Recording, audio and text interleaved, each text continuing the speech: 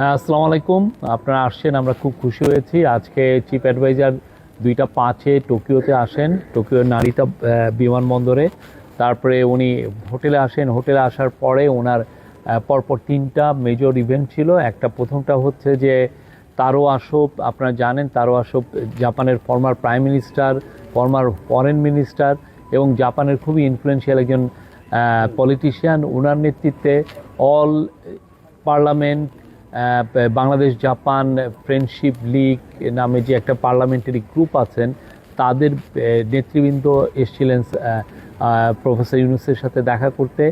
এরপরে ইয়োহেই সাসাকাওয়া, যিনি Nippon foundation এবং সাসাকাওয়া পিস ফাউন্ডেশনের প্রধান, ওনার জন্য একটা ডিনার হোস্ট করেন। এবং পরবর্তীতে ফ্রেন্ডস অফ বাংলাদেশ, যেখানে বাংলাদেশি কমিউনিটির সিনিয়র যারা মেম্বার এখানে আছেন এবং জাপানি সোসাইটির যারা টপ ডিগনিটারিজ, তারা এসেছিলেন প্রফেসর ইউনুসের সাথে দেখা করতে।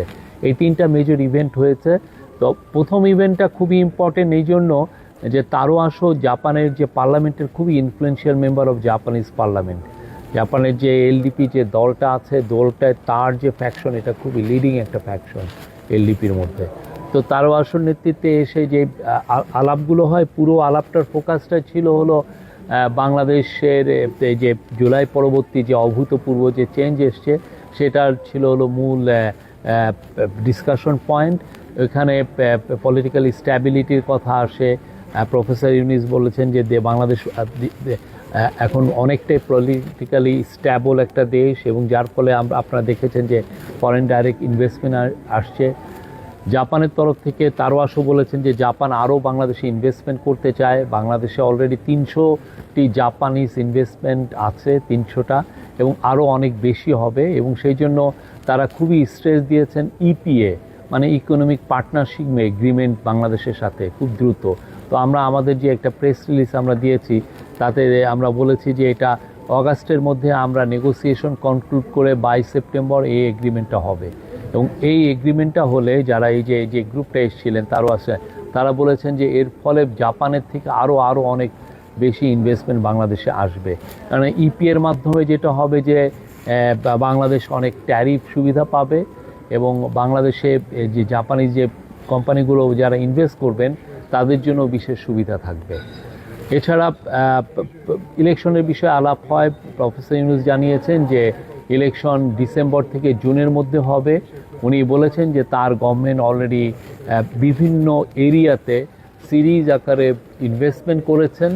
এই ইনভেস্টমেন্টের সিরিজ আকারে রিফর্ম করছেন, এবং রিফর্মের অলরেডি আমরা কিছু ফল পাচ্ছি। বিশেষ করে ইকোনমিক ফ্রন্টে আপনারা দেখেছেন যে অনেকগুলো কাজ হয়েছে। প্রথম কথা হচ্ছে আপনার রেস্টোরেশন হয়েছে, হচ্ছে ফরেন এক্সচেঞ্জ আপনার রিবিল্ডিং হয়েছে। তারপরে হচ্ছে ব্যাংকিং সেক্টরের হেলথটা রেস্টোরেশন হয়েছে, ব্যাংকিং সেক্টর। আর আমাদের যে 3-4-5 বিলিয়ন ডলারের মতো যে ঋণ হয়েছিল, যেই টাকাটা শেখ হাসিনা না দিয়েই পালিয়ে গিয়েছিলেন, সেই পুরো টাকাটার অলমোস্ট পুরোটুকু, কিছুটা বাকি আছে, পুরোটাই দেওয়া হয়ে গেছে। ফলে যেটা হচ্ছে যে বাংলাদেশের উপর ফরেনারদের একটা এক ধরনের কনফিডেন্স তৈরি হয়েছে। তো এই বিষয়গুলো আলাপে এসছে। ইপিএটা খুব বড় ছিল। ইয়োহেই সাসাকাওয়ার সাথে যেটা মূলত আলাপ ছিল হলো রোহিঙ্গা নিয়ে। আপনি জানেন ইয়োহেই সাসাকাওয়া মায়ানমারে খুব পরিচিত নাম, মায়ানমারে খুবই রেসপেক্টেড একজন পার্সন। এবং ওনার মায়ানমারে যে অনেকগুলো যে সিজ ফায়ার হয়েছে, যখন এই যে রেবেলদের সাথে মায়ানমার মিলিটারির মধ্যে যে যেই ফাইটিং হয়, সেক্ষেত্রে অনেক ক্ষেত্রেই ইয়োহেই সাসাকাওয়া এটাকে সিজ ফায়ার ব্রোকারিং করেছেন অনেকগুলো। ওনাকে খুব রেসপেক্ট করেন মায়ানমারের লোকজন। মায়ানমারে 100-রও বেশি এথনিক গ্রুপ আছে, তারাও তাকে রেসপেক্ট করে। তো তার সাথে যেটা আলাপ হয়েছে যে রোহিঙ্গা ক্রাইসিসটা কীভাবে দ্রুত সমাধান করা যায়, এবং সেই জন্য প্রফেসর ইউনুস তার কাছ থেকে সহায়তা চেয়েছেন। উনি জানিয়েছেন যে উনি তার ফুল সহায়তা দিবেন। এবং এছাড়াও বাংলাদেশ আইসিডিডিআরবি, আপনি জানেন ইউএস-8 কার্ডের ফলে আইসিডিডিআরবির 1460 জন লোকের চাকরি নেয়, যারা টপ রিসার্চার ছিলেন। তো তাদের আসলে ফান্ডিং করাটা একটা বড় ইস্যু। কারণ আমরা চাই যে আইসিডিডিআরবি যে লাইফ সেভিং হেলথ রিসার্চ করেন সেটা বাংলাদেশের জন্য খুবই ইম্পর্টেন্ট। আপনি জানেন আইসিডিডিআরবি ওরাল স্যালাইনটা ওরা আবিষ্কার করেছিলেন এবং এই ওরাল স্যালাইনটার কারণে সারা বিশ্বে 5 কোটি লোকের জীবন বেঁচে গেছে। তো আইসিডিডিআরবি আমাদের একটা গর্ব এবং এইটাকে যাতে ভালো ফুললি ফান্ডিং করা যায় এবং এটা বিদেশে সমস্ত এইড এজেন্সির কাছে আইসিডিডিআরবির কথাও প্রফেসর ইউনূস তুলে ধরছেন। একদম শেষের রাতে ছিল হলো বাংলাদেশের যারা ফ্রেন্ডস এই জাপানে এবং বাংলাদেশি কমিউনিটির যারা টপ পিপল তারা এসেছিলেন, এসে স্যারের সাথে দেখা করেছেন। প্রফেসর ইউনূস এখানে একটা বক্তৃতা করেছেন। ওইখানে যেটা ছিল যে জাপানি সোসাইটির যারা ডিগনিটারিজ তারা ছিলেন, অনেকেই প্রফেসর ইউনূসের ফ্রেন্ড। প্রফেসর ইউনূস জাস্ট এই 3-4 বছর আগেও প্রতি বছরই জাপানে সফর করতে আসছেন। এখানে ওনার অনেক কার্যক্রম আছে এবং জাপানি সোসাইটি সবাই ওনাকে চিনেন। তো আজকে এগুলোই ছিল। কালকে প্রফেসর ইউনূস নিকেই 30th নিকেই ফোরামে জয়েন করবেন, সেখানে ওনার একটা বক্তৃতা আছে।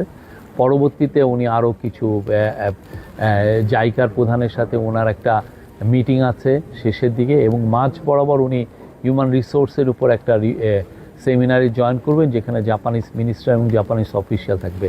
এই হিউম্যান রিসোর্সের সেমিনারটা খুব ইম্পর্টেন্ট, কেননা এইখানে আমরা যে জাপানে প্রচুর লোক পাঠাতে চাচ্ছি, বিশেষ করে আমাদের টার্গেট হচ্ছে 1 লক্ষ লোক পাঠানো, হাই স্কিল ওয়ার্কার পাঠানো, স্কিল ম্যান পাওয়ার পাঠানো। সেটার জন্য কালকে এই বিষয়ে কথাবার্তা হবে এবং আমাদের কি করতে হবে, আমাদের কিভাবে, আমাদের যেটা প্রাইমারি ওরা আমাদেরকে জানিয়েছে যে আমাদের ল্যাঙ্গুয়েজ ট্রেনিংয়ের খুবই অবস্থাটা ভালো না। আমরা N5 পর্যন্ত ল্যাঙ্গুয়েজ ট্রেনিং দেই, N4 পর্যন্ত দেই না। ওরা চাচ্ছে যে N4 পর্যন্ত যদি দেওয়া হয় তাহলে বাংলাদেশি অনেক ওয়ার্কারকে তারা নিতে পারবে স্কিল ম্যান পাওয়ার হিসেবে।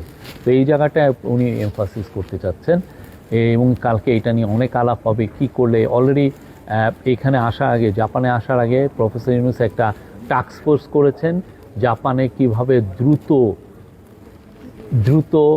1 লক্ষ লোক পাঠানো যায়। এখানে জাপানের খুবই স্কিল লেবারের খুবই শর্টেজ এবং বাংলাদেশ একটা অপরচুনিটির মধ্যে আছে যে বাংলাদেশ এখানে প্রচুর স্কিল ম্যান পাওয়ার পাঠাতে পারবে এবং এটা যদি এই 1 লক্ষ লোক যদি আমরা পাঠাতে পারি, এটা পরবর্তী আর একটা ফ্লাড গেট ওপেন করবে। এটার পরে যেটা মালয়েশিয়া আমাদের হয়েছে বা মিডল ইস্টে হয়েছে।